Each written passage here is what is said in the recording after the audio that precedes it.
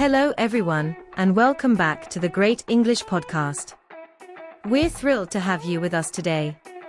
Our topic is one that many of you might find quite thought-provoking. We're going to delve into the less discussed side of formal education. Mark, are you ready to dive into this? Absolutely, Catherine.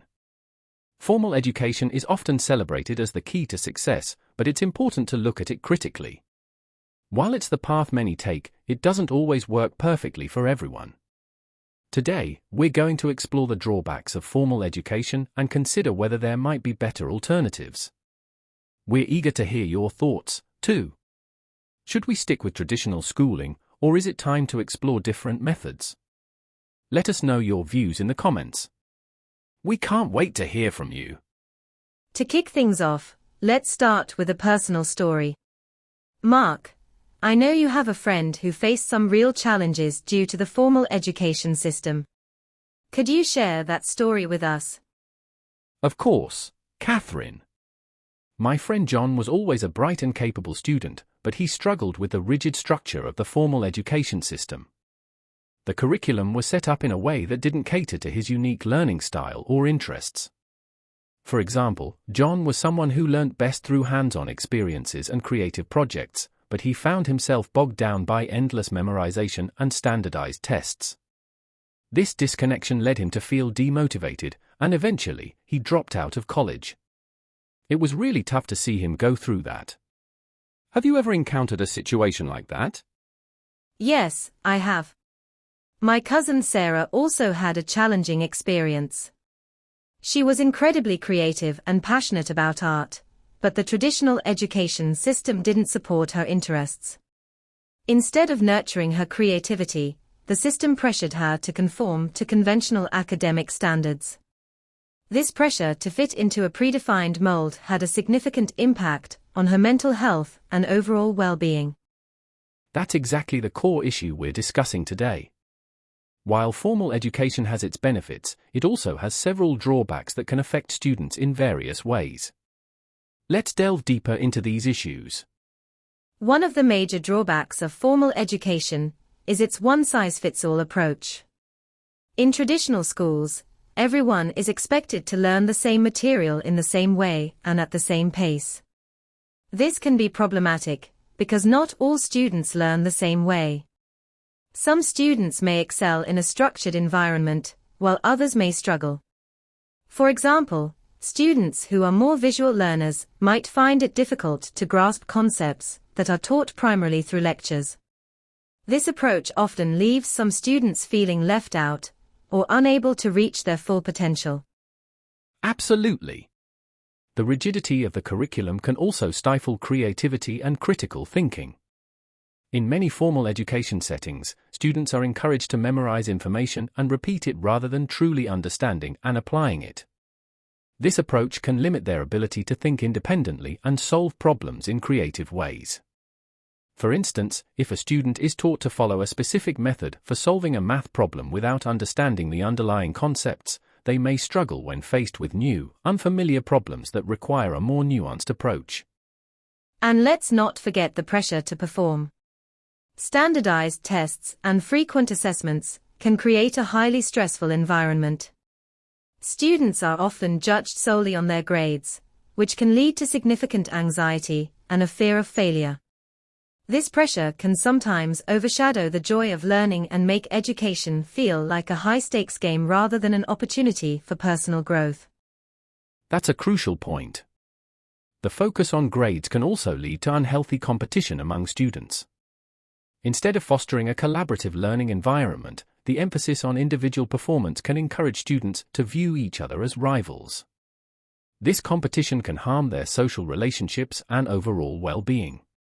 For example, students might become more focused on outperforming their peers rather than working together to learn and support each other.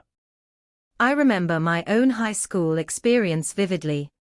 There was so much emphasis on achieving high grades to secure a spot at a prestigious college. It felt like my entire future depended on those numbers, which was incredibly stressful. I often wished there was more focus on actual learning than just the grades. I can relate to that. My experience was similar. And the unfortunate reality is that not everyone thrives in a traditional academic setting. Some students have talents and skills that aren't measured by standardized tests. When the system focuses narrowly on test scores and grades, it can make these students feel inadequate, even though they may have other valuable abilities. For instance, a student who excels in sports or music might feel undervalued in a system that primarily measures academic achievements. That's an important observation, Mark. Many students have exceptional talents in areas like art, music, sports, or practical skills. However, the traditional education system often doesn't recognize or support these talents. This lack of recognition can lead to a loss of motivation and lower self-esteem for these students. They might feel that their unique abilities are not valued, which can be disheartening. Exactly. And beyond individual talents, there are also cultural and socio-economic factors that the formal education system often overlooks. Students from diverse backgrounds might face additional challenges that the system isn't equipped to handle.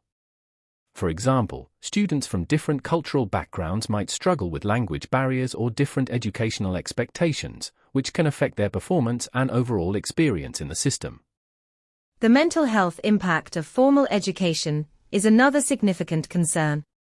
The constant pressure to perform well can lead to anxiety, depression, and burnout.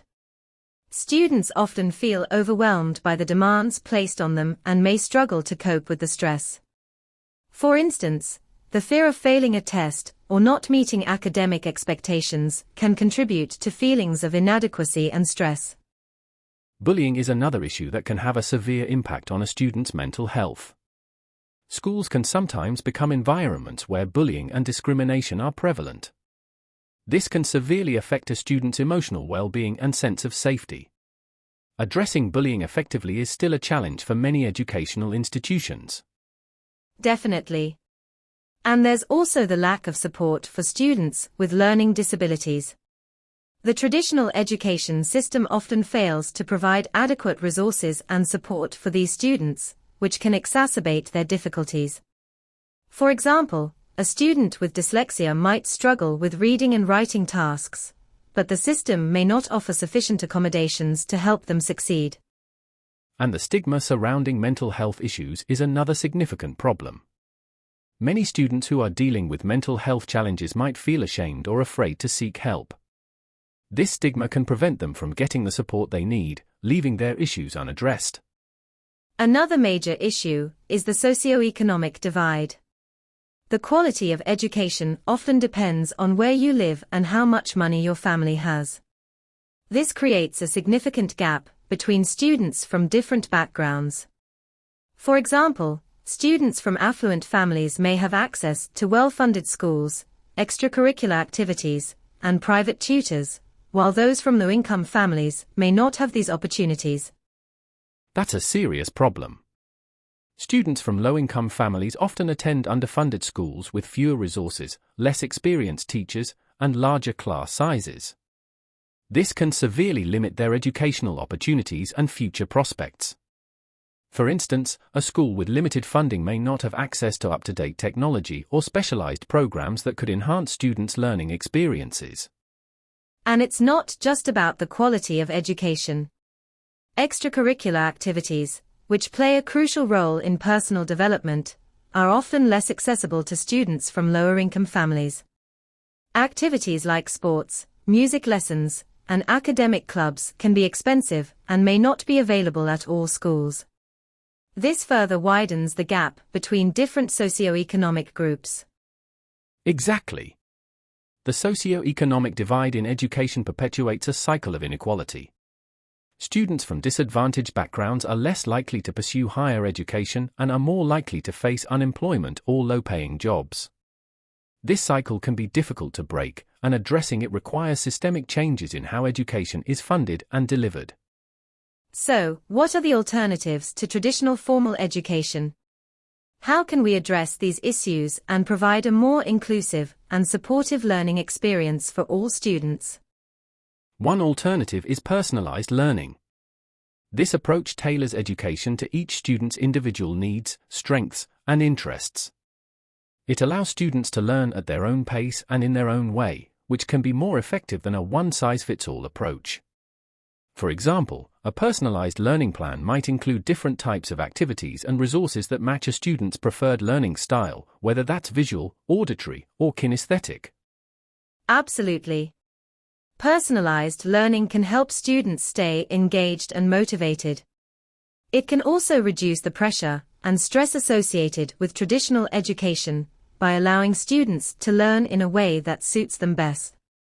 This approach acknowledges that every student is unique and supports their individual learning journey. Another alternative is project-based learning. This method focuses on solving real-world problems and encourages students to work together to find solutions. It helps develop critical thinking, problem-solving, and teamwork skills, which are essential for success in the real world. For instance, students might work on a project to design a sustainable community garden, learning about science, math, and environmental issues in the process. That's a great point, Mark. Project-based learning also allows students to apply what they've learnt in practical contexts, which can deepen their understanding and retention of the material. It fosters a sense of accomplishment and relevance, making learning more meaningful. Vocational education and apprenticeships are also valuable alternatives. These programs provide hands-on training and real-world experience in various trades and professions. They're particularly useful for students who prefer practical learning over traditional academics. For example, vocational programs in fields like automotive repair, culinary arts, or construction can prepare students for well-paying careers and provide them with skills that are in high demand. Absolutely. Vocational education offers practical skills and job readiness, which can be a great fit for many students. It provides an alternative path to success and can lead to rewarding careers without the need for a traditional four-year college degree. In the end, we need to rethink the purpose of education. Instead of focusing solely on grades and tests, we should aim to foster a love of learning, creativity, and critical thinking. Education should be about more than just acquiring knowledge. It should help students develop a passion for learning and equip them with skills for lifelong growth. Absolutely. Education should support students in finding their passions and preparing them for life beyond school. It's about creating an environment where students feel valued, supported, and encouraged to explore their interests and talents. This means moving away from a rigid, one-size-fits-all approach and embracing more flexible, student-centered teaching methods. It's about recognizing and nurturing each student's unique abilities and providing opportunities for them to grow and thrive. And promoting lifelong learning is key. Education shouldn't stop at graduation. It should be an ongoing process that continues throughout our lives. Encouraging a mindset of curiosity and continuous improvement can help individuals adapt to changing circumstances and opportunities. Exactly. As we rethink education, we need to focus on creating a system that is inclusive, supportive, and adaptable to the needs of all students. It's about ensuring that every student has the opportunity to succeed and reach their full potential. So, what do you think about the current state of formal education? Is it time to make changes and explore new approaches? How can we create a more inclusive and effective educational system? We'd love to hear your thoughts and experiences in the comments below. And if you enjoyed today's discussion, don't forget to like and subscribe to the Great English Podcast. We have many more interesting topics lined up, and we'd love for you to be a part of our community. Thanks for joining us today. We hope you found this discussion enlightening and thought-provoking. Until next time, keep learning, stay curious, and strive to make a positive impact in the world. Take care, and we'll see you in the next episode.